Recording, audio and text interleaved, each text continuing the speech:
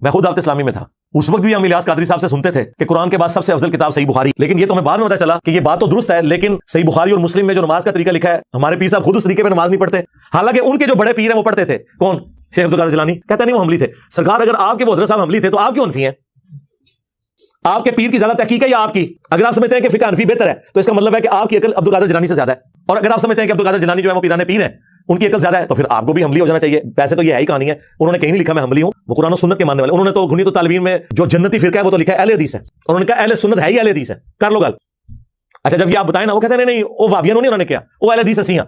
تو دنیا میں کون سا بریلوی ہے جو اپنی مسجد میں اہل حدیث لکھتا ہے؟ کوئی نہیں۔